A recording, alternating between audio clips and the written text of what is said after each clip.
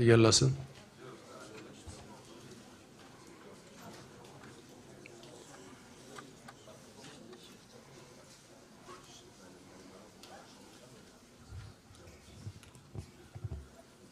Avvalambor O'zbekistonga kim tarjima qilyapti? Tarjima kim qilyapti? Yezda. Avvalambor O'zbekistonga xush kelibsiz, aziz mehmonlar. Bugun mana Germaniya davlatining Thuringia viloyatidan, ularda endi Zemlya deydi, yer desak noqulay bo'ladi. Bir qator tadbirkorlar tashrif buyurdi. Позвольте мне приветствовать посла Федеративной Республики Германии в Узбекистане господина Киннера. Также приветствовать господина Вульфа. Это исполнительный директор по инвестициям, внешним связям и кластерному развитию Германии. И других представителей бизнеса, которые сегодня приехали в Узбекистан. Мы только что провели получасовые переговоры с господином Вульфом. Это человек, который первый раз пребывает в Узбекистане. Обговорили направление дальнейшего сотрудничества. И я думаю, что это начало для большого сотрудничества.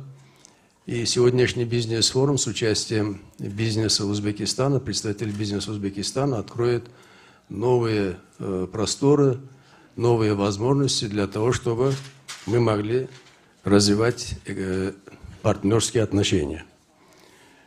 Ну, мне тут написали, что я должен приветственное слово говорить, но заодно приветствуя, я хочу пару слов рассказать вам о стране, в которой вы сейчас пребываете. И, как всегда, я стараюсь отвечать на вопрос, почему надо инвестировать и нужно инвестировать в Узбекистан. Прежде всего, первое, самое главное, не причина, а основание, можно сказать, это то, что в Узбекистане сохраняется общественно-политическая стабильность. Любой инвестор, который думает инвестировать в какую-либо страну, он прежде всего задумывается именно об этом. Какая же общественно-политическая обстановка в этой стране? Слава Богу, слава Аллаху, что у нас в Узбекистане сохраняется такая обстановка. Наш народ – это миролюбивый народ. Политика нашего государства сводится к тому, что с приходом нового руководства наладились все дружеские отношения, прежде всего, с соседними странами Центральной Азии. Центральная Азия, как вам известно, это Казахстан, самое большое по территории государства, Таджикистан, Киргизия, Туркменистан и сосед наш это Афганистан, но это не входит в Центральную Азию. Поэтому в Узбекистане народ толерантный. У нас 16 конфессий, то есть религиозных конфессий. Все религии мирно сосуществуют. Нет никаких проблем в вопросах национализма, в том числе даже бытового национализма. Поэтому вот эта обстановка, я часто разговариваю с теми иностранными инвесторами, которые уже давно, лет 20-25, живут и работают в Узбекистане. Они все довольны той обстановкой, которая имеется и сохраняется в Узбекистане. Вот именно вот таким человеческим отношением, уважением и так далее, и так далее. Поэтому я думаю, что вот это один из главнейших факторов для того, чтобы, то есть, если кто-то инвестирует, то он, естественно, меняет свою жизнь. Он переезжает сюда, с семьей переезжает, и он прежде всего обращает именно внимание на это. Вторая причина – это геополитическое расположение Узбекистана. Узбекистан, если посмотрите на карту, находится в самом центре Центральной Азии. Это единственная страна, которая граничит со всеми странами Центральной Азии. Только Узбекистан имеет границы со всеми странами. Вот с Казахстаном, с Туркменистаном, Киргизией, Туркменистаном, плюс еще 43 километра границы с Афганистаном. То есть вот это вот расположение геополитическое Узбекистана открывает возможности для инвесторов, открывая производство здесь, свободно экспортировать свою продукцию в страны Центральной Азии, где проживает около 80 миллионов человек. То есть это большой рынок практически. Ну и Китай здесь рядом. До России и других стран тоже не совсем далеко. Третье – это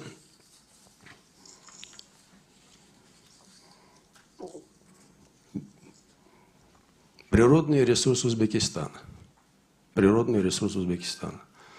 У нас сейчас разведано около 8 тысяч источников минеральных ресурсов, из них только разрабатывается около 1000.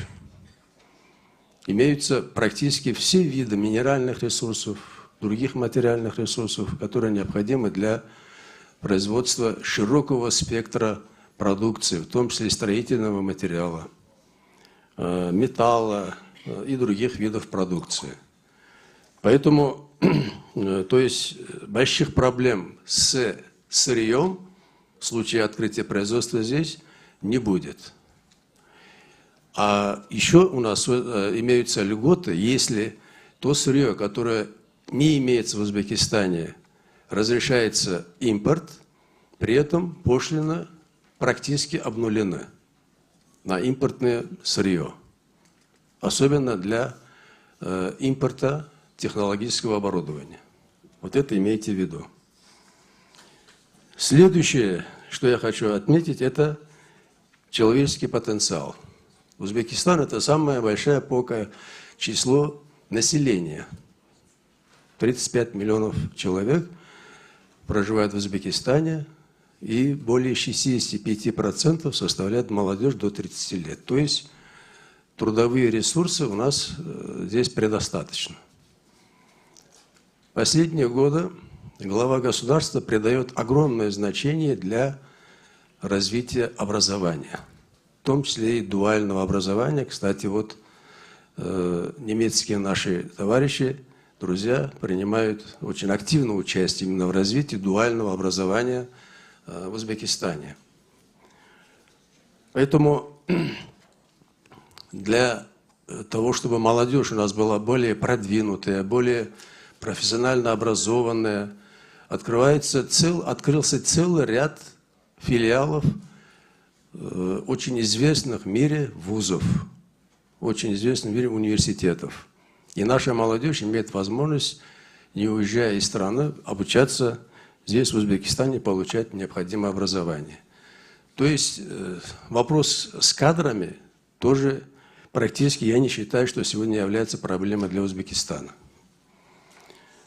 И последний фактор, на который я хотел бы обратить внимание, это законодательное обеспечение благоприятных условий для ведения бизнеса. Ежегодно президент страны проводит открытый диалог с бизнесом. В этом году он состоялся 22 августа. Перед этим Торгово-промышленная палата, Министерство инвестиций, внешней торговли, ряд других министерств.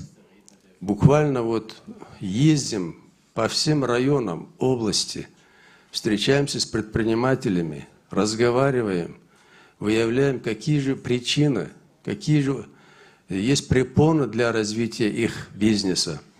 И все это кладется на стол президента, и он потом проявляет инициативу для того, чтобы ликвидировать, упразднять все эти препятствия. Вот по итогам вот этой последней встречи сейчас готовится 42 нормативно-правовых акта, которые направлены на облегчение ведения условий бизнеса. Вот сейчас мы буквально каждый день, торгово-промышленная палата работает над этими документами. Это и по вопросам налогов, по вопросам обеспечения сырья, по вопросам защиты бизнеса. Вот именно я хочу обратить внимание на то, что создается очень эффективная правовая база для защиты частных инвестиций.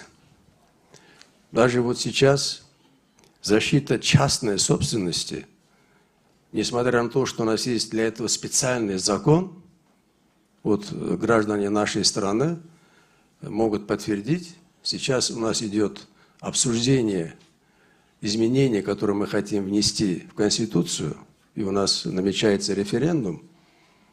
Именно там, в Конституцию, вносятся специальные нормы, направленные на усиление правовых гарантий защиты частной собственности, в том числе иностранных инвестиций. А инвестор именно должен быть убежден в том, что, вкладывая в какую-то страну, его инвестиции будут здесь надежно защищены, что его производство, которое он здесь создал, будет действовать 40, 50, 100 лет, чтобы его дело здесь будут продолжать его внуки. Вот те условия, о которых остановился, я думаю, что мы именно сейчас с господином Вульфом об этом и поговорили, но поговорили о конкретных направлениях, которые мы бы рекомендовали нашим немецким друзьям инвестировать в экономику Узбекистана. Это перерабатывающую промышленность, сельское хозяйство, сфера производства строительных материалов. Как нам известно, что и в Германии, и в самой Тюрингии обрабатывающая промышленность, она очень развита. Но можем мы сегодня поговорить еще и о биотехнологиях, которые развиты в Тюрингии. Может, у кого-то именно вопросы возникнут. Лично меня интересует именно, какие биотехнологии развиты в Тюрингии, что они могут нам предложить для Узбекистана, потому что для развития именно биотехнологии, уважаемые мои соотечественники, Узбекистан имеет очень большой потенциал. Давайте об этом поговорим. Конкретно поговорим, что мы можем предложить нашим гостям, что они нам предложат, чтобы вот эта встреча была плодотворной, чтобы у нас сейчас, как известно, функционирует 201 совместное предприятие с участием немецкого капитала. Я думаю, что это приличная цифра. Но после сегодняшнего бизнес-форума она должна вырасти, господин Вульф, еще минимум на 5 совместных производств. Вот, поэтому давайте подумаем об этом. И торгово-промышленная палата готова всегда оказывать сотрудничество тем инвесторам, которые пожелают инвестировать в Узбекистан. Мы будем развивать партнерские отношения. Как мы уже договорились, что мы определим конкретных лиц, которые будут этим делом заниматься. И я уверен, что сегодняшний бизнес-форум будет иметь определенный успех. На этом, позвольте, я завершу свое приветственное, как мне сказали, слово. И хочу предоставить слово господину Киннеру, послу Германии в Республику Узбекистан. Пожалуйста.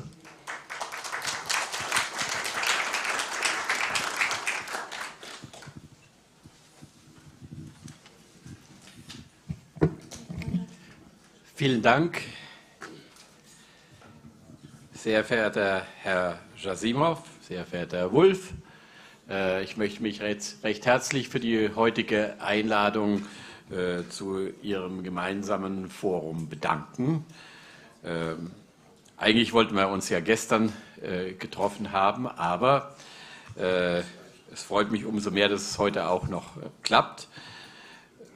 Man hat mich gebeten, etwas über das Land, die Investitionsdestination Usbekistan zu sagen, was ich sehr gerne tue, um einzuordnen, wo Sie hier sind und welche Chancen sich hier bieten. Vielleicht mal zur Beschreibung der aktuellen Lage, wo wir hier stehen. Im Jahr 2016 hat sich in Usbekistan Wichtiges getan. Der gegenwärtige Präsident ist mit einer Reformagenda angetreten und wir sind jetzt im 6. Jahr der Reformen in diesem Land. Das ist durchaus beeindruckend, denn es war ein weiter Weg zurückzulegen. Vielleicht mal zunächst zu den politischen Aspekten. Eine der Errungenschaften der politischen Reform ist eigentlich gar keine politische Reform, sondern eine Änderung der Politik, war, dass Usbekistan mit allen seinen Nachbarn, mit allen Nachbarstaaten inzwischen ein auskömmliches, gutes Verhältnis erreicht hat. Das ist in einer Weltgegend, die durchaus von Gegensätzen und Konflikten gekennzeichnet ist. Ich erwähne nur den südlichen Nachbarn Afghanistan oder jetzt auch die Probleme, die zwischen Kirgisistan und Tadschikistan aufgetreten sind, ist das nicht selbstverständlich. Das ist eine große und auch wichtige Errungenschaft. Gleichzeitig wurde auch der Umbau des politischen Systems ins Werk gesetzt. Wir arbeiten gegenwärtig an einer Verfassungsänderung. Gestern habe ich an einem Kongress teilgenommen, der sich mit den Fragen der Neugestaltung der Verfassung beschäftigt. Und man kann mit Fug und Recht sagen, dass auch hier ein gutes Stück des Weges zurückgelegt worden ist, so wie es sich gegenwärtig darstellt. Und wir hoffen, dass auch dieser Liberalisierungsprozess weiter fortgesetzt wird. Alles nicht ganz einfach. Es wird auch noch Diskussionen geben, denn nicht alles ist bisher vollendet, auch jetzt nicht nach dem neuen Entwurf. Es gibt also auch noch Dinge zu tun. Die Venedig-Kommission berät auch noch die Regierung von Usbekistan in diesen Fragen. Dennoch, wir sehen, dass durchaus eine Liberalisierung im Lande eingekehrt ist und wir, das heißt die Bundesrepublik Deutschland, aber auch unsere europäischen Partner, wollen diesen Prozess nach Kräften unterstützen. Das Ganze findet auch seine Entsprechung, und die meisten von Ihnen kommen ja aus dem Bereich der Wirtschaft, der Unternehmung, im unternehmerischen Bereich. Auch da hat sich sehr, sehr viel getan. Die Reformen sind auch seit 6 Jahren schon unterwegs und haben auch sehr sichtbare Erfolge produziert. Es gibt eine ganz große Zahl von Unternehmen, die entstanden sind, auch kleine und mittelständische Unternehmen. Insgesamt ist der Wirtschaftsverkehr deutlich liberalisiert worden. Und es ist passiert, jetzt kommt so ein halb mahnendes Wort, was immer passiert. Am Anfang ist es sehr schnell gegangen und wir können auch auf spektakuläre Wirtschaftswachstumsraten schauen. Sogar in den schwierigen Zeiten der Covid-Jahre war das doch sehr bemerkenswert.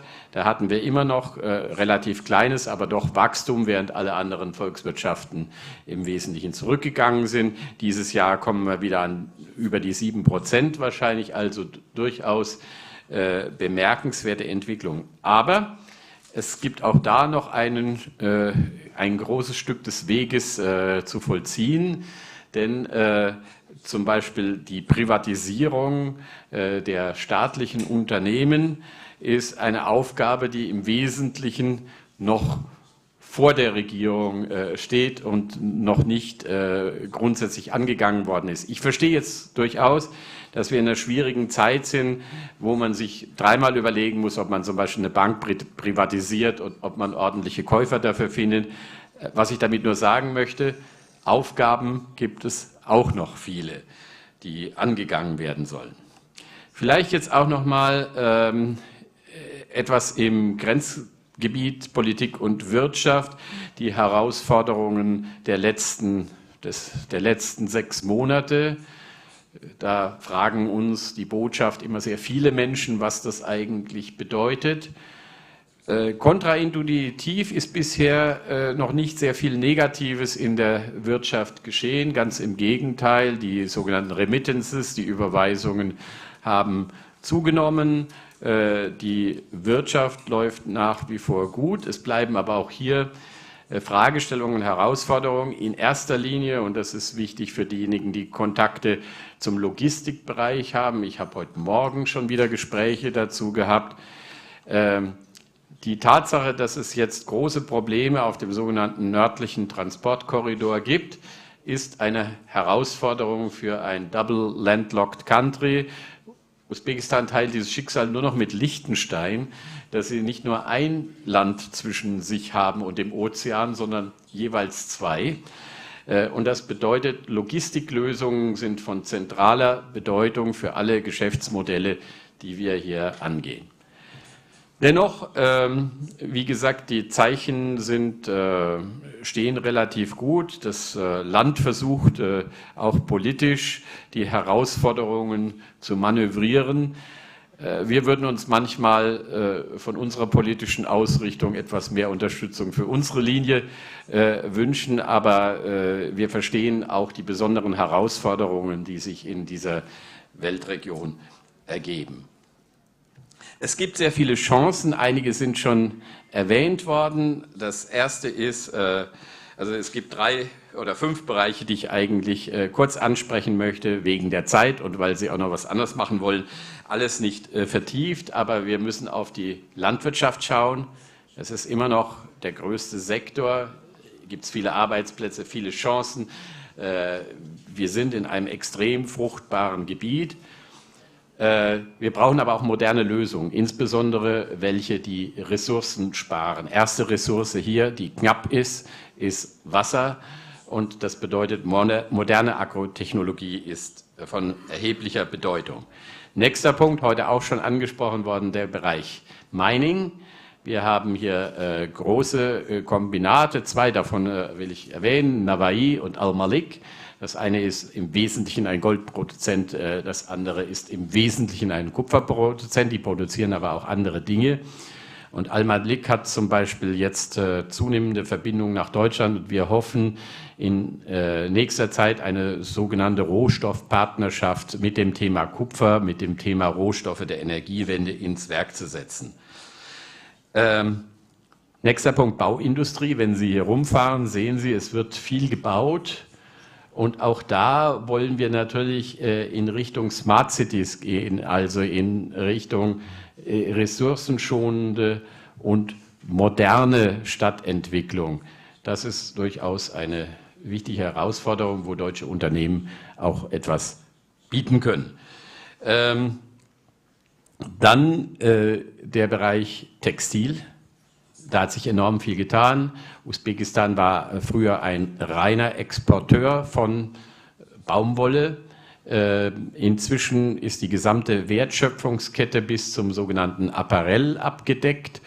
Und das ist etwas, was wir für sehr wichtig halten. Es ist auch etwas, was Arbeitsplätze im Lande schafft und was die Wertschöpfungsketten eben vertieft. Und ein deutlicher Fortschritt ist, weg von dem reinen Rohstoffproduzenten. In diesem Zusammenhang gehört auch dann natürlich der gesamte Bereich der Textilmaschinen, ein Gebiet, wo deutsche Unternehmen immer sehr stark sind und das auch deutsche Finanzunternehmen mit großer Begeisterung fördern. Es gibt hier sogenannte Cluster, die sich doch sehr interessant entwickeln, wo diese Unternehmen vertikal integriert zu sehen sind. Und der letzte Punkt ist eigentlich schon verwandt damit, nämlich Maschinenbau generell. Also die Textilmaschinen sind hier ein großer Erfolg, aber auch generell ist der Maschinenbau hier sehr wichtig, weil sich das Land, die hiesige Industrie in einem Modernisierungsprozess befindet, und dafür braucht man Hochleistungsmaschinen, die den Anforderungen an eine moderne Produktion gewachsen sind. Und allerletztes hatte ich schon vorher erwähnt, Logistik, Logistik, Logistik. Dieses Land braucht leistungsfähige Verbindungen, damit die Möglichkeiten, die zum Beispiel von dem europäischen Markt durch sogenannte GSP+, durch das Präferenzsystem eingeräumt sind, auch wirklich ausgeschöpft werden können. Denn nur wenn ich das Geschäft mache, habe ich letzten Endes auch was von den Präferenzen. Wenn nichts fließt, gibt es auch keine Präferenzen.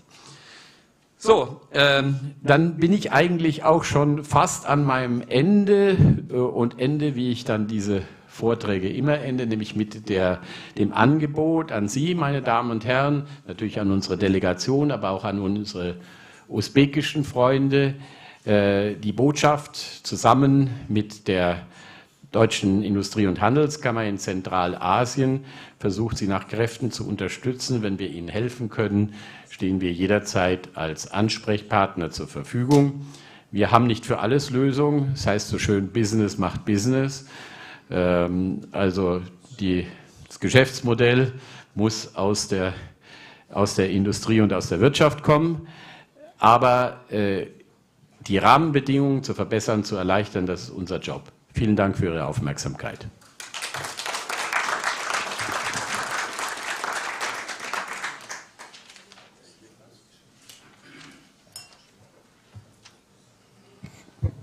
Katta rahmat, janob Kinner, juda bir mazmunli ma'ruza qildingiz.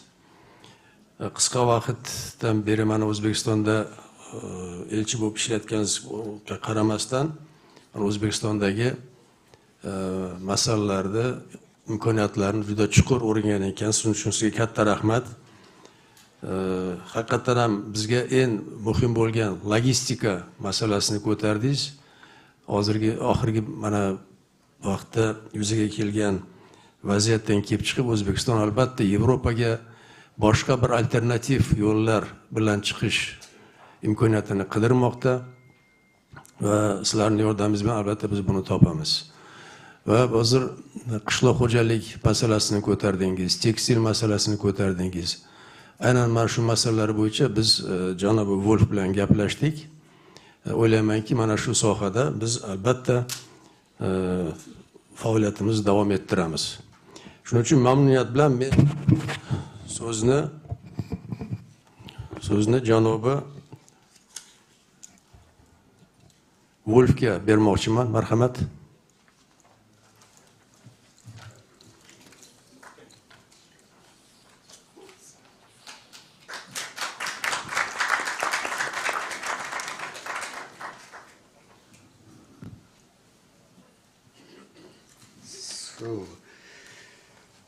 Доброе утро.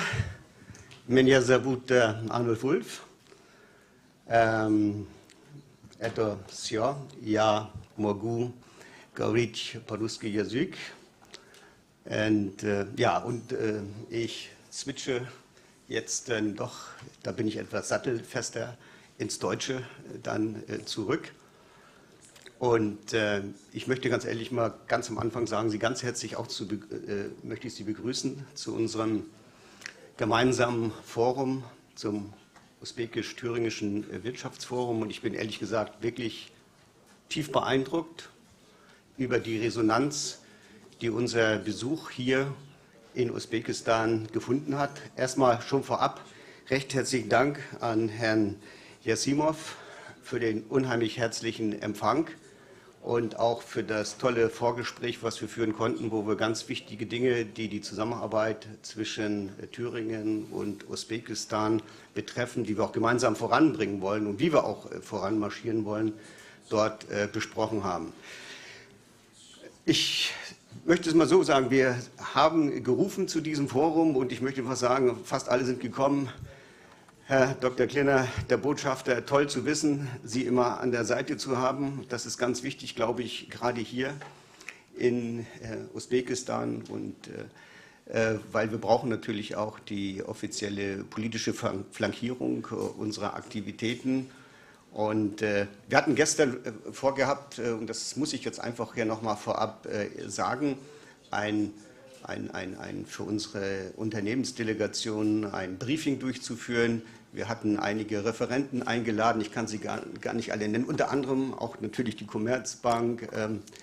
Und leider ist der Flieger eben nicht pünktlich hier angekommen mit über 3 Stunden Verspätung. Und insofern spricht das auch für die Flexibilität an Sie, Herr Botschafter, dass Sie kurzfristig bereit waren, Ihren Terminkalender umzuschmeißen und hier zu uns zu kommen. Aber auch alle Referenten, die gestern sich eingefunden hätten, sind heute wieder da. Ich kann nur ganz großen Dank im Namen der gesamten Delegation sagen. Wir sind hier mit einer Delegation von 25 Unternehmensvertretern aus Thüringen aufgebrochen nach Mittelasien und der Fokus ist hier Usbekistan ohne Wenn und Aber. Und ich kann Ihnen eins sagen, wir haben gar nicht mal so sehr die Werbetrommel rühren müssen.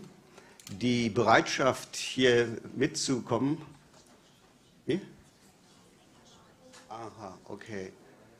Okay, I heard it's better to speak in English, so I switch very quick to the English language. I hope you can understand my German English. And yeah, so we are here in a delegation of entrepreneurs from the state of Thuringia, and we are 25 members of this delegation, and to be honest, it was not so difficult to convince Thuringian companies to come over, to come with us here to Uzbekistan. And there are many reasons of that. And it's not up to me for today to talk about all these different and aspects. What are the motivations of our companies to come here to Uzbekistan? But this delegation contains companies of different industries or branches, how we say. These companies coming at first from the engineering, for everybody in the world knows German engineering, machinery, automation, that is very, very well known in the world. Next is everything has to do with pharmaceutical, medical devices, but also sensors, automation, and new materials and plastics. And for us also important, and I know that here is a big demand also for education, for educational affairs, and so we have companies from the educational sector with us. What's that? No? Okay, cool, that's good. So yeah, and what I can say, at first, we are here less than 24 hours, and we have got already a very good impression about the city of Tashkent. We had a small tour throughout Tashkent, and I can say you have a very beautiful city. Congratulations.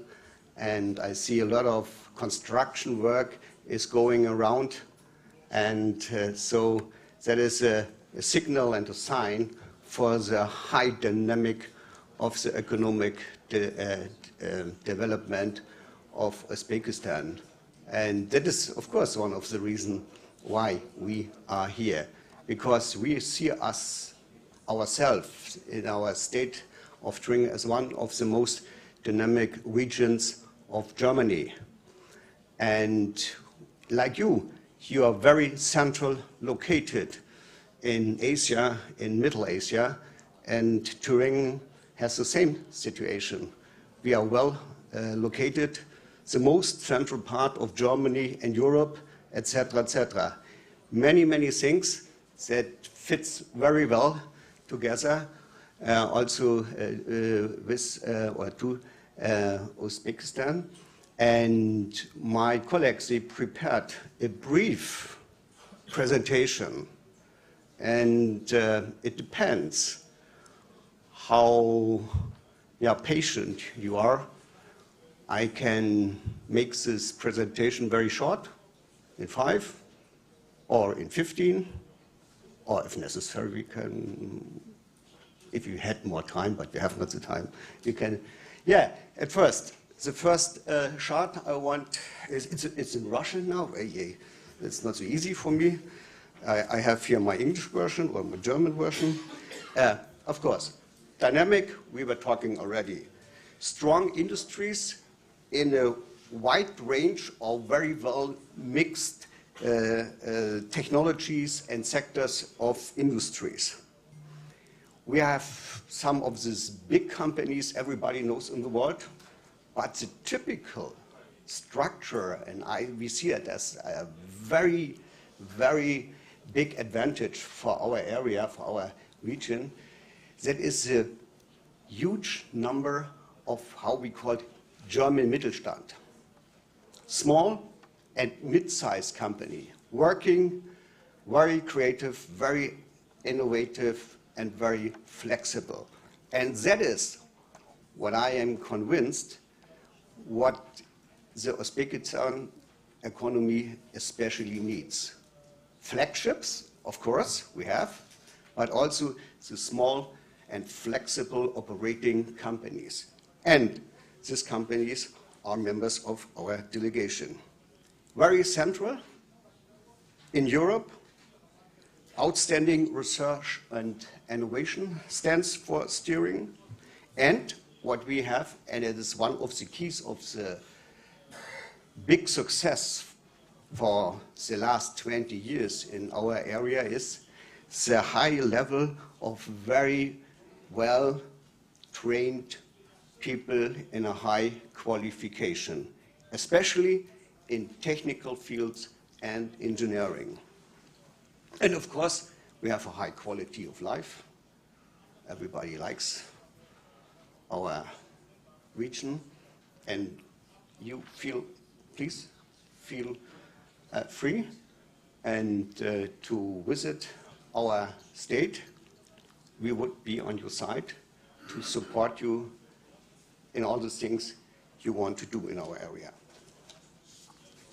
I hope now it works. Yeah.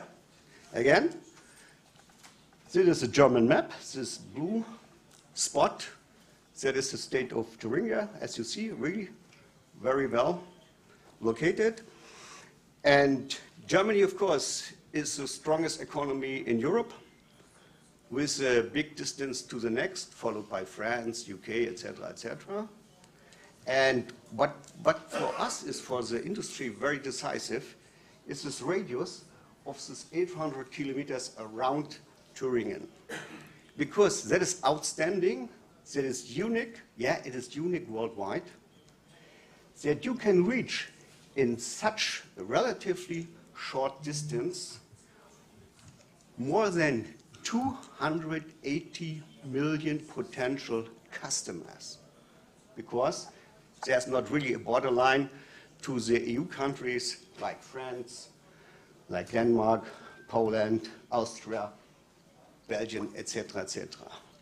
And that makes the transporting, the shipping, and I know the logistics and shipping is a big issue also for Uzbekistan, so easy, from Thuringen to this.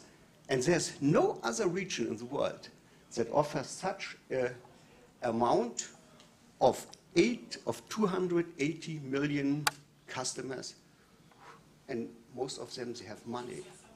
They have big money, many of them. And 70% of the GDP of Europe is generated in this area, in this relatively small area. 80% of all R&D activities in Europe are generated in this area, etc., etc.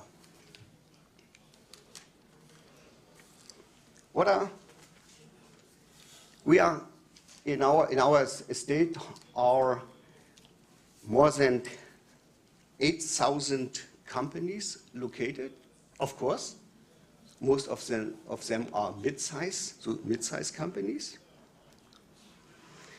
Also, we have big companies from all over the world who decided to locate their activities, their facilities in our state.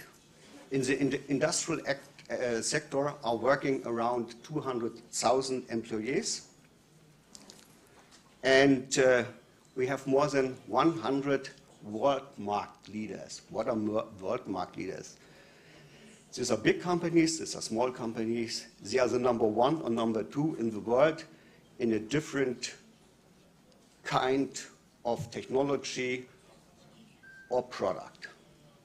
And there are more of 100. What are the key sectors of our industry? Of course, Germany is Autoland.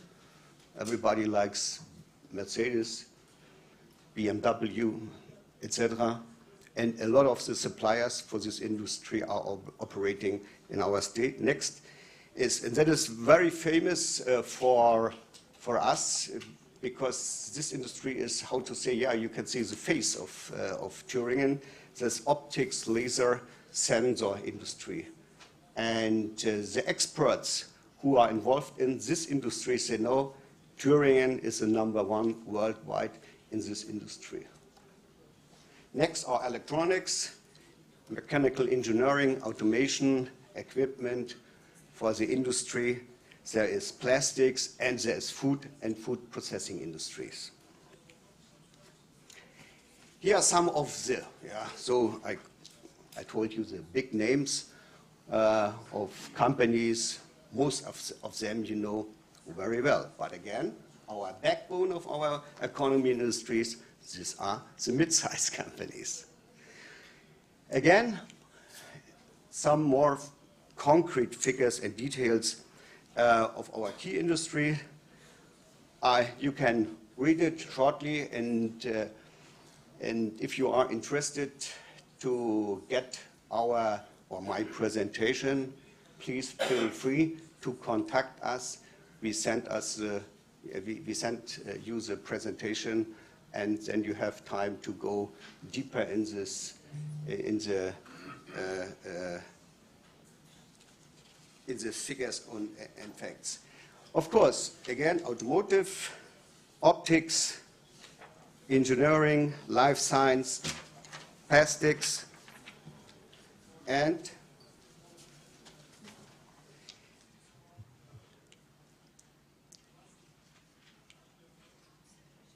before I come to this chart, I want to tell you some highlights of Thüringen to give you a better feeling for what stands this region within Germany, and only some highlights. There are many highlights, of course. I think you have also in Uzbekistan this systems for kids education, kindergarten. Do you know where kindergarten was created, invented, first time in the world? What is the answer? Thüringen, you are right, yeah, absolutely right. It was already in 1840. Next, where the modern, or the first microscopes were developed and manufactured by Zeiss and Schott and Appel, was 1872. And believe or not, the first BMW, and I know the people here like BMWs, was not manufactured in Bavaria, in our neighbor state. It was manufactured at first in Thüringen, in a city so-called Eisenach. And at first, and later they called this facility or this company EMW. Comes from Eisenacher Motorenwerke. And later in the GR time, they manufactured the Wartburg. Maybe you have heard about the Wartburg car. And from the modern time, the MP3 standard for software in the internet was invented by a Thüringen guy. His name was Professor Brandenburg. MP3, everybody has an idea what is MP3. Revolutionized the whole internet communication, especially for storages, for music, etc., etc. What was and preceded was in the late 19th of the last century. And the newest invention coming from Thuringia, it's very, very important for the whole world. That has to do with the semiconductor industry. You know, semiconductor is really a big issue in the world because in all products we use semiconductors, these small chips we call, and the equipment for all the semiconductor industries, manufacturers in the world, like Intel, like Samsung, LG, Infineon, etc., they use the equipment from a Dutch and German company, ASML, but the core of the technology comes from Carl Zeiss, located in Carl Zeiss Jena. The city is located in Thuringia. And now they brought a new revolution on the market. They called it the EUV technology. That is extreme ultraviolet technology, and that brings a new the opportunity for a new dimension to make the things smaller and smaller with billions of new functions on one of the small chips. This is only a selection of some innovation coming from Thuringia, because there are many, many other stories, and I was talking a little bit about culture and nature also. That is very important because economy and is one side, and we were talking, Mr. Yarimov, about also culture and mentalities and a little bit of history. And if you like classic music, Johann Sebastian Bach and his family were born, and most of the time he lived in Thuringia. We have palaces, we have castles, nobody can count them.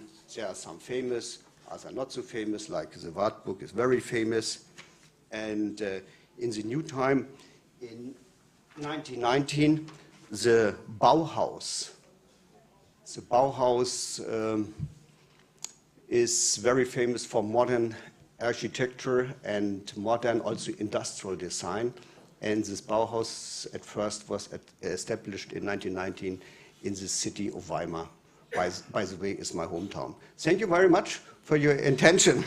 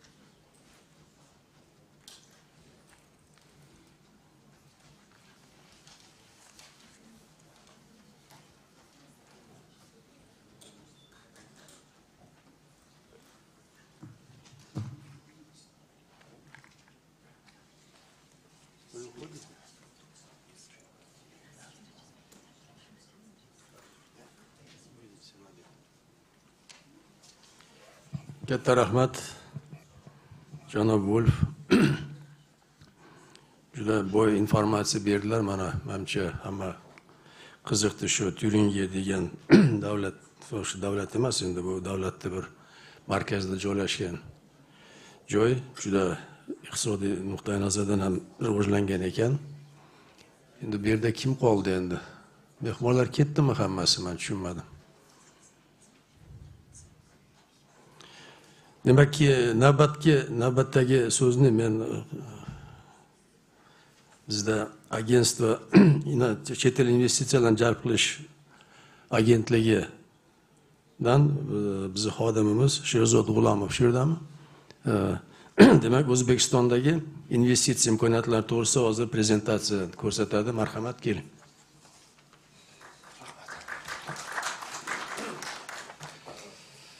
Okay. Good morning, ladies and gentlemen. I am pleased to welcome you all in Uzbekistan. We are happy to be hosting you guys. And my name is Sher. I am from the Investment Promotion Agency. And I will be doing the presentation on the opportunities that Uzbekistan has and you may exploit in your endeavors. Since everybody talked about the key data that I'm about to show you, I will just briefly go through it. I know that everybody's tired and doesn't have the time to listen to all the details, but here is the information about the infrastructure that Uzbekistan possesses and can offer, including the total length of roads, the railroads, total area of Uzbekistan. There is a 50% urbanization rate, our population numbers, and the fact that we connect East Asia and Southern Europe through Kyrgyzstan and Uzbekistan. Next, we have the macroeconomic overview that we've prepared. That includes the graph of GDP growth rate from IMF, the national resources ranking. We are ranked in production of gold in the world in the 10th place. Then the natural gas and oil 24th, copper 10th, and uranium 16th. And you can also see the proven reserves that Uzbekistan possesses in all those natural resources over here. Also, we have 50% of population who is under 30, so we have a lot of young workforce. And we have 177 higher education institutions and a largest skilled workforce in the region.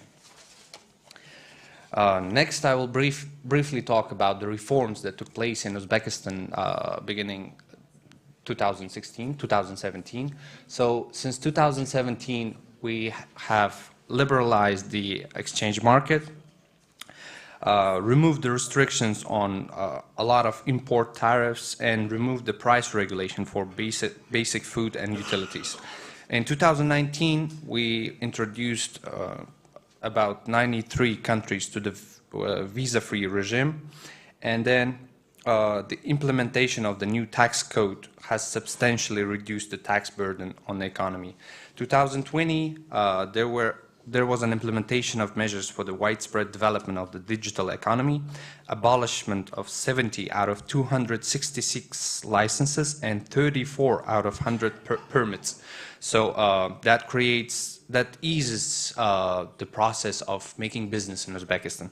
And in 2021, developing the capital markets in Uzbekistan and achieving the key performance indicators, and also implementing a modern corporate governance system. So the results of the reforms are as follows. This presentation will be provided to you if any of you are interested and any of you want to get the presentation. You may contact us through the email that I will leave at the end of the presentation.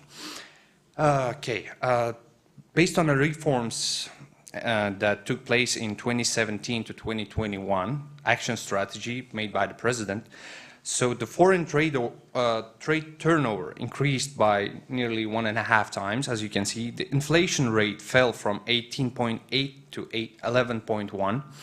The gold and foreign exchange reserves increased from 26 billion to nearly 35 billion. And also, the set zero rates of custom duties on imported goods are reduced to 6% from 60.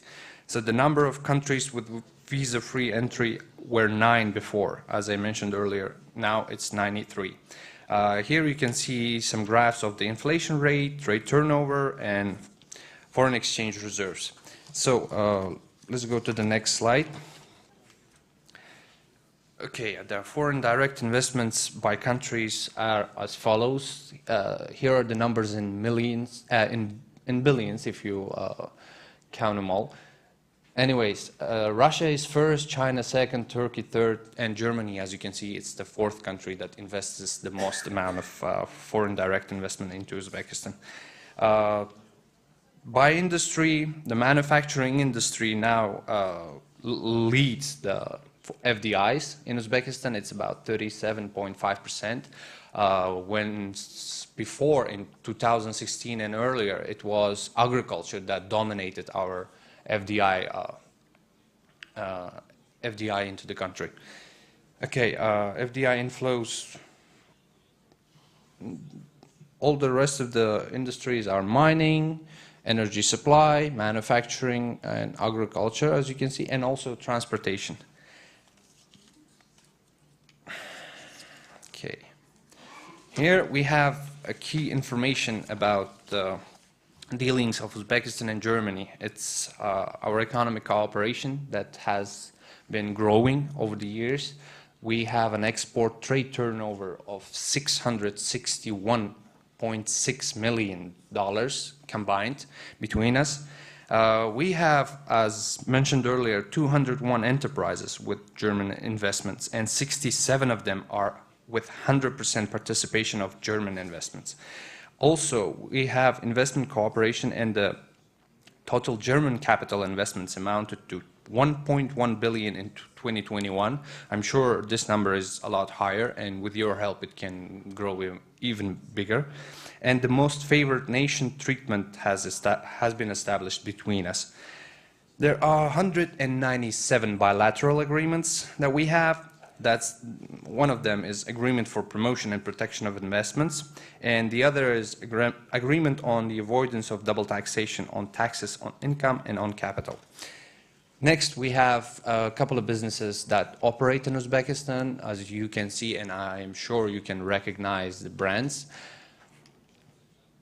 Okay, here we have the feasibility study done by World Bank about the industries, which industries are the most feasible in the World Bank's opinion based on value of FDI for Uzbekistan and the attractiveness of value proposition for the investors. Here we have, like, on the top right corner, we have a dark green section where food processing, renewable energy, electrical equipments, bank and packaging materials are mentioned. These are the most feasible options in the opinion of World Bank. Okay, agriculture. I will briefly talk about a couple of industries since we've been informed on a short notice. We couldn't prepare more detailed information, but if you contact us, we can do a thorough research and provide it to you. So in agriculture, as of now, it's about 26% of our GDP, where it was nearly 60% 5 years back. It's 10% of export revenues comes from agriculture, and over 20% of total employment are in agriculture sector. 50% of the population of Uzbekistan lives in rural areas, with agriculture providing the livelihoods and food security. And the market size in trillions, you can see in the graph, in trillions of our currency. So also we have the cluster system established in cotton and textile, fruits and vegetables, seed, grain, meat and dairies. Covers nearly 2.2 million hectares of agricultural land, and growing at a double-digit rate in recent years. Okay. Next, there is a mention of the refrigerated warehouses. We have a huge lack of it. From 1,500 existing refrigerated warehouses, we can accommodate nearly 4.5% of the total harvest. So that means we have a necessity of more warehouses. Also, only 15% of the 20 million tons of fruits and vegetables grown each year are processed for longer shelf life. Most of it, if I'm not mistaken, about 40% of yearly harvest is perished just because we cannot consume it and use it and also store it. So there is a huge opportunity here in agriculture. Next, we have the electronical industry. In electronical industry, there also have been huge changes since our new president.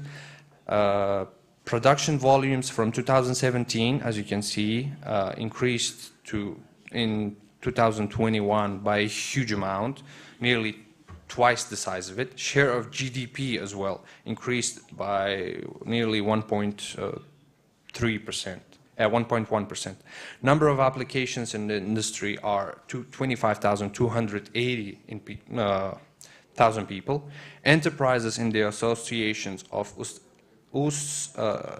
Sanawat are now 87. Before it used to be 61.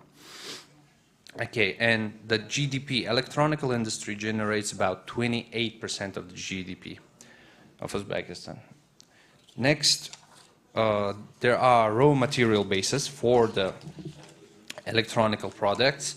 As you can see on the map, you can find polypropylene, you can find lithium, you can find graphite, zinc, copper, polyethylene, and all the necessary raw materials that you may need, including aluminum over there, rolled metals, resin, and polystyrene.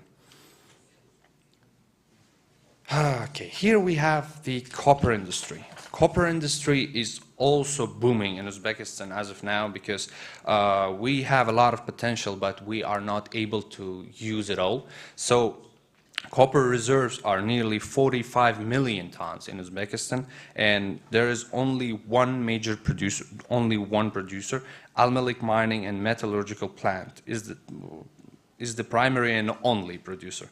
But it's not able to, use all the resources that we have at our disposal. So there's a lot of potential in copper industry, and I am sure most of you can exploit this. Here we have some of the expected results for the copper industry, that's copper processing, the growth rates that we expect in 2023 and 2026. Next, we have the chemical industry. In the chemical sector, we have also a huge potential, but I will not go into details since I'm taking up a lot of time. You can look into the presentation if you like. I will send it to the delegation, and also I will be available it will be available on our website, and if you like, you can contact me directly. Accessible markets. This was already mentioned by my previous colleagues. Uzbekistan has access to a huge market with over 783 million consumers available. So it's a big win for any company to be here, and also a big win for Uzbekistan to host them. We are a part of GSP Plus enhanced framework. You can see the benefits right here. Cost of doing business in Uzbekistan. I won't be talking about this. You can just look for yourself. Also, I would just like to mention about the incentives that we provide. There are water usage tax, land tax, tax on property. Based on the amount of investments, as mentioned here, from 0.3 to 3 million, there is an exemption period of 3 years on land taxes. 2 years custom duty exemptions of own use property import for enterprises with at least 33% of investments, foreign investments. So we have a lot of incentives, benefits, because Uzbekistan is applying most of our abilities to attract investments as of now. And the new strategy of the president that, okay, here are the benefits for special economic zones. Yeah, the new strategy of our president, the development strategy 2022-2026, provides a lot of key points that you may also take note of, because we will be focusing on making the digital economy the driver of the driver sector of our economy, and and expanded by 2.5 times. Green economy technologies in all areas increase efficiency by 20%. Implementation of investment projects to nearly $120 billion, including $70 billion in FDI only. Increasing the export volume to 30 billion, raising industrial production by 1.4 times, increasing GDP per capita in the next 5 years by 2 times, from 69 billion to 138 billion, and reducing the poverty rate by half. So these are the main goals, you know. We have also 8 main reasons why you should invest in Uzbekistan. Well, firstly, strategic location, skilled and competitive labor force, continuous reform processes, fiscal prudence, strong international reserves. Also, successful story of cooperation and sectoral opportunities, domestic and accessible market, cost of doing business and lucrative incentives, strategic vision of new Uzbekistan development, as well as many previous investors that you can contact yourself and ask whether they like it here or not.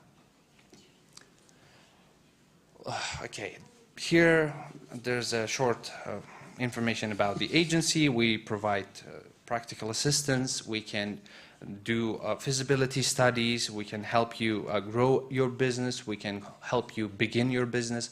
And it's all for free. It's our job to provide all the services you or your business may need. So please don't hesitate to contact us if you, if you plan to do something big, even small. Here are the details of the agency, phone number, the address, the website, and the email that I told you about that most of you can take a picture of and send a message, and I will be happy to send you the presentation that we have just had. Thank you very much.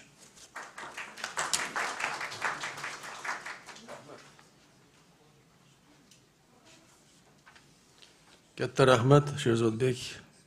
Juda yaxshi prezentatsiya qildingiz, O'zbekistonning imkoniyatlarini tushuntirib berdingiz. Ishingizga omad tilaymiz. Endi hurmatli ishtirokchilar, biz 20 minutga reglamentni kechikyapmiz. Lekin bir ikkita yana juda muhim bir chiqishlar qilmasak bo'lmaydi. Shuning uchun ruxsat bersangiz, keyingi so'zni G'ayrat Mamadazitov bormi? Mamadazizov, Anatoliy yozishibdi. Men o'zi so'rayman. Demak, bu inson заместитель управляющего директора Renus Logistic, да? Правильно я сказал? Да. Marhamat aka, so'z sizga.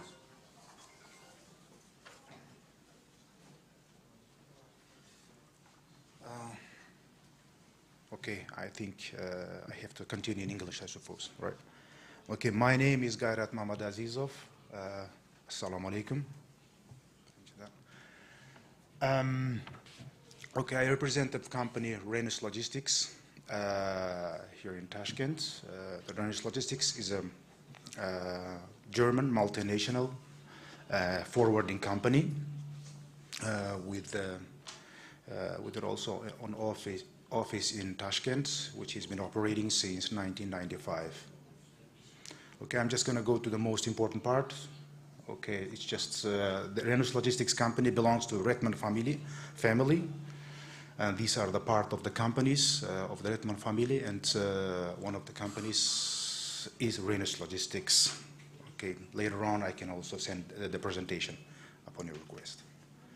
Okay, this is just to have an impression about the company itself, the number of employees, and also the turnover. And the company has been operating with the history, let's say, in Germany in 1912. Okay, just about the company itself. Okay, I'm just going to go over to the most important part of the presentation. Okay. As it was mentioned earlier, we have here, we deal here with Uzbekistan, which is double locked land. And with the latest situation that has been going on in the world, we have been facing, the companies here in Uzbekistan have been facing a lot of challenges which caused the transportation prices increase by 3 or even 4 times. Okay, it has started with the pandemic in 2019, and unfortunately, these turbulences have not really stopped until this day. I would like to focus on the routes from Europe to Central Asia, specifically to Tashkent. The standard route that we use usually, okay, I'm going to start with the containerized shipments because this is the most optimal way of transportation considering the transit time and the price. So the standard route was always from the main ports in Europe, Hamburg, Rotterdam, Antwerp, via Baltic countries, via Riga or Paldiski in Tallinn. So by sea up to the Paldiski and Riga ports, and then by rail up to Tashkent. The transit time was around 40 to 45 days. And nowadays, due to the requirements by many European companies not to cross over Belarus or Russian countries, we had to come up with new logistics solution. And this is, you see from Hamburg, and the new solution, the alternative solution that we have come up is the routing via Istanbul port and Poti port. So for the containerized shipments, we ship by sea in containers up to Poti port, and then from Poti it goes all the way by rail over Georgia, Azerbaijan, Caspian Sea, Kazakhstan, and further to Tashkent, to Uzbekistan, let's say in this case. And this is again for containerized shipments. And then if we're dealing with truck transport, then the route goes all the way by road from Northern Europe or from Europe up to Istanbul, and then further with the head change, we call it, further to Central Asia. The transit time in this case is about 35 days, but of course the transport price is double as much as we used to do by truck from Europe via Russia to Uzbekistan. And another solution that we have come up has been actually initiated by our president, the route via Karachi, via Pakistan. This is a new route that we are offering in the market. Due to the initiative by our president, there has been signed interstate, intergovernmental agreements between Uzbekistan and Pakistan. So that means Pakistan allows the transit of goods for the goods with the destination to Uzbekistan. For example, the goods that come in transit via Karachi, they cannot go currently to Kazakhstan or Tajikistan just because of there is an agreement missing with these countries. So this is also an alternative solution compared, okay, I'm going to the Southeast Asia and to Asian origins. The Karachi route is an alternative to the standard routes via Tsingtao, via Chinese transit ports and Russian transit ports. These ports have been causing a lot of challenge for us because in Chinese ports, there's a big congestion of containers because China is sending the containers, dispatching the containers with a priority to Europe. So the resources which are given for the destination to Central Asia, they have been reduced a lot. So, and another problem that we have with another alternative transit port in Vostochny, okay, or Vladivostok, Russian Far East ports, is that many world shipping lines, many global carriers, they have stopped their service to serve Russian ports. So for these ports from Southeast Asia and from China, we have come up, so we're again using the Karachi port. We have already done our test shipments, also for transit and also for export shipments, and this has been operating successfully. Okay, this is just an overview of the map. So at the end of the presentation, you have my contacts here. So if you have any questions, please, you can always contact me and we can always consult you, considering all your needs, the type of cargo that you want to import to Central Asia, not only to Uzbekistan, but also Central Asia. Because Tashkent office is also in charge of Turkmenistan, Tajikistan, Kyrgyzstan, and yeah, of course, Uzbekistan, and of course, and also Afghanistan. Thank you very much.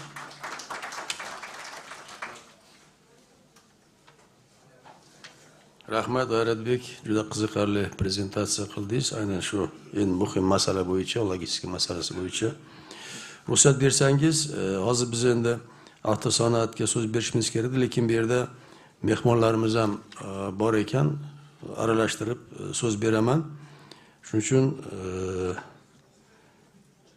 Iftixora shu yerdami? Iftixora. Он представитель компании РСП с темой Узбекистан. Деловые возможности для компании Тюрингии.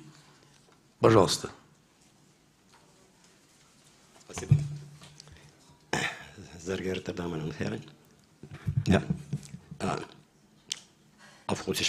Я знаю, у меня очень короткое время, 5 минут. Я постараюсь за эти 5 минут рассказать, что мы здесь сделали за 25 лет. Поэтому очень коротко. Уважаемые господа, достаточно после долгой паузы тюринская делегация прибыла в Узбекистан и проявляет свою заинтересованность делать бизнес уже в новом Узбекистане. И приехали в подходящий момент, в правильное время. И вы уже прослушали все доклады, достаточно. В Алмате вы прослушали делегация доклад о правовых и налоговых аспектах деятельности, предпринимательской деятельности в Узбекистане, поэтому я сокращу время и за 5 минут вам постараюсь сказать, сфокусировать вас на тот момент, что способствует сейчас активному взаимодействию германских компаний в Узбекистане и немножко о нашем опыте.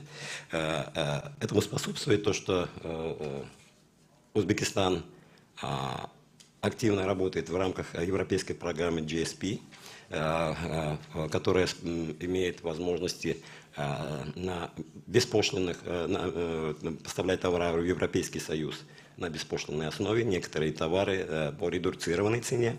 Это амбициозные программы в области зеленой экономики, это модернизация, локализация производств, это проекты, инвестиционные проекты в республике, которые сейчас производятся, проекты модернизации, реструктуризации производств.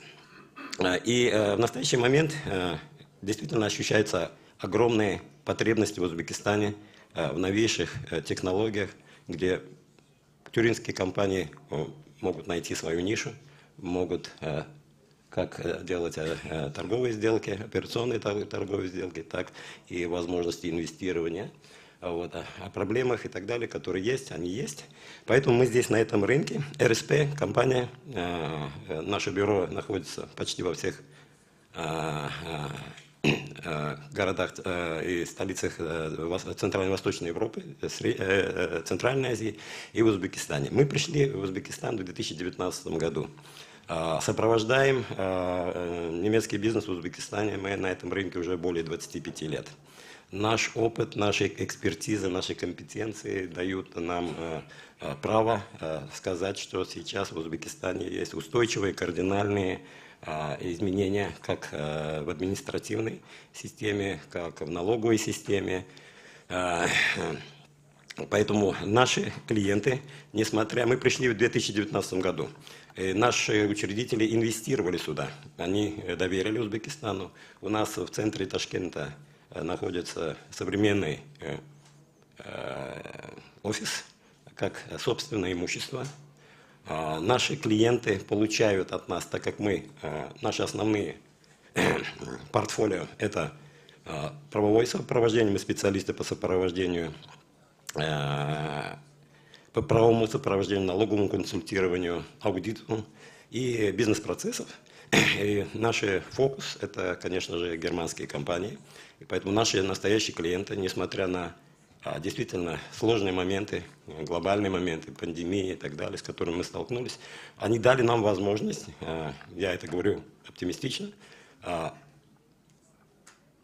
обслуживать германских клиентов, которые создали здесь различные компании. Это наши постоянные клиенты, германские компании, в форме постоянных учреждений, в форме ООО, в форме в областях, какие-то области. Это горнодобывающая промышленность, наши клиенты, которые находятся у нас на постоянном обслуживании, что называется from A bis Z. они получают от нас полную поддержку, специализированную поддержку. В 2019 году мы начали, и наши клиенты довольны, хочу сказать. Есть те проблемы, но это, я хочу сказать, наши специалисты, они здесь сидят в зале, мы для тюринской делегации в вашем распоряжении, Юлия Шамасова, эксперты, Аслидин, мы готовы вам показывать любую правовую нашу специализированную поддержку. И последнее, что я хочу, не все, я знаю, компании знают немецкий язык, я хочу потом перевести. Für mich, das ist eine besondere Ehre, die thüringische Delegation hier zu begrüßen, weil ich selbst ein Produkt von der thüringischen Wirtschaft. Ich habe seit Jahren in Thüringen verschiedene Praktika durchgeführt. Dafür bin ich sehr dankbar für Thüringen. Dank für die Thüringen konnte ich jetzt und unsere Experten, unsere Berater sind wir bereit und freuen sich darauf, zu ihrem Erfolg hier in Usbekistan beizutragen. Herzlich willkommen, wir stehen Ihnen gerne zur Verfügung. Спасибо большое. Я коротко на немецком сказал, что я сам, как сказать, продукт тюрингской экономики. Я много лет учился и практику проходил, и работал, поэтому это для наших узбекских гостей. Поэтому узбекская сторона не пожалеет, если тюрингские делегации здесь будут начинать свой бизнес. Им можно доверять. Спасибо.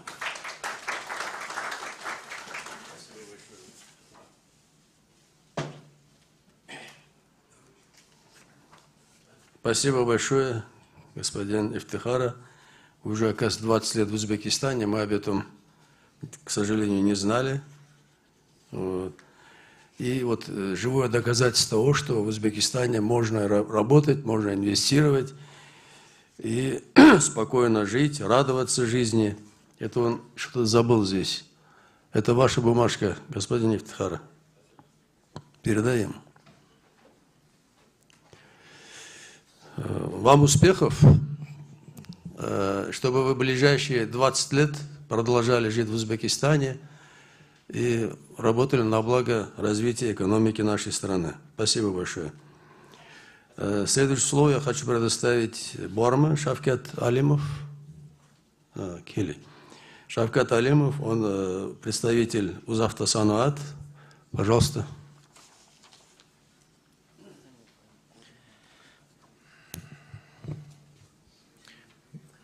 Okay. Good day, everyone. So it's lunchtime. I will be also very quick. So Uzavto is an automotive company operating in Uzbekistan. And I think this is the next slide. So we are working in 5 segments, but our major is producing cars, passenger cars, as well as commercial vehicles, buses, trucks, components, and financing sector. Also, we have some companies. Education, we have Turin Polytechnic University and several colleges. Also, we have diversified production. So our revenue reached 3.5 billion, and we have 26,000 employees in Uzbekistan. So you can see where our production sites are located, mostly in the eastern side. The passenger vehicle manufacturing plants are located, and Jizakh is in the green, going to be a commercial vehicle hub. So we are building 2 plants there. And in Samarkand, we produce basically trucks and buses. And Khorazm region, it's again blue one, as one of our small van is produced. So this is our major partner companies, and Uzavto Motors produce under Chevy brand. You can see all the streets.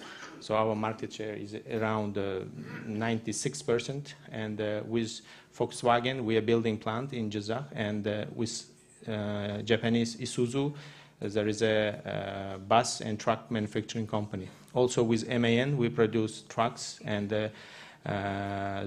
with their Chinese brand, Sinotrakt, also we produce new types of trucks. Trailer is our own 100% owned daughter company, and they produce trailers and some specialty vehicles.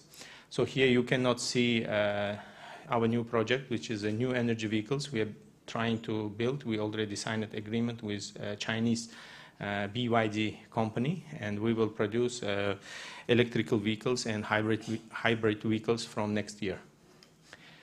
So this is our model lineup. So maybe you can see in the streets, so they are running. So production volume, this year we are targeting to produce 340,000, and next year we are trying to increase production to 500,000. It's a very rapid growth, especially considering the situation in the world, the shortage of the semiconductors, logistic issues, others.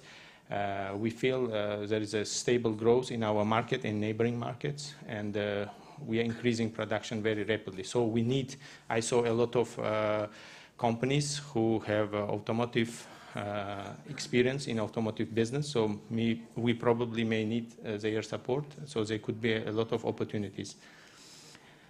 So this is the parts which we localized up to now. Around 60% of parts are localized in Uzbekistan, so starting from engine, batteries, and others. So all you can see here is localized. Also, every year we are working to build new plants. So right now we are building 4 plants. It's iron casting plants, steering wheel plants.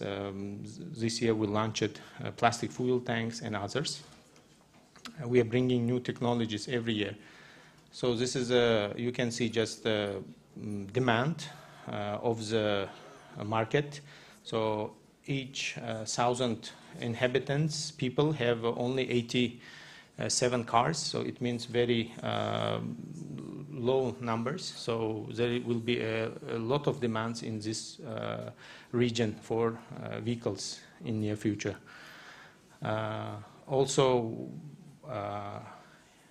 Uzavto is now controlling agriculture machinery industry as well. That's why we put all our brands here. So we produce tractors and many specialty agricultural machineries. And we have here a German partner class. And regarding education, so there were some words today. We are also creating a dual education center with our partner companies class. So this is some cost factors I skipped because everybody knows today it was very kind of informative on this case. Also investing, so we are very eager to cooperate, and we would very appreciate if you consider to invest to Uzbekistan. We are ready to provide full support and the guarantees. So the advantage would be established companies with guaranteed volumes. So thank you. This was very quick question. If you have questions, I will be glad. Thank you.